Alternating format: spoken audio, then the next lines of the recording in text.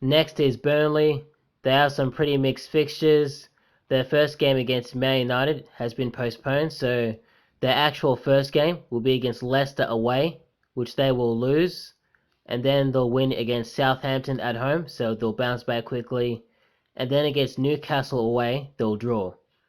And overall, they'll pick up 4 out of 9 points, which isn't a bad start to the season.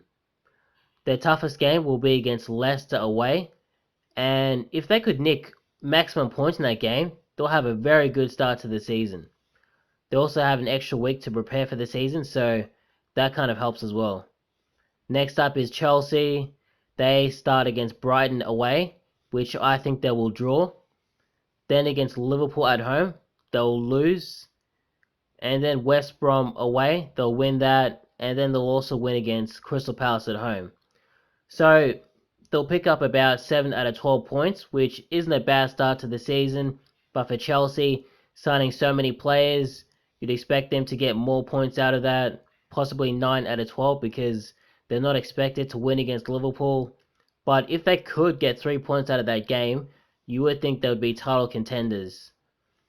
And they really should be picking up maximum points against Brighton, West Brom, and Palace. There's no real excuses there. Last up for this video is Crystal Palace. Their first game is against Southampton at home, which they'll draw. Then they'll lose to Man United away. Then they'll draw to Everton at home. And then they'll lose to Chelsea away. So 2 out of 12 points is a shocking start, but they have some really tough fixtures. And out of all the teams, I think they have one of the toughest fixtures to start the season. So that's kind of understandable. But they really need to be looking to pick up points against Southampton and Everton because they're both home fixtures and they don't really want to get dragged into a relegation battle because, as we've seen in previous years, once you get dragged into it, you don't know what's going to happen.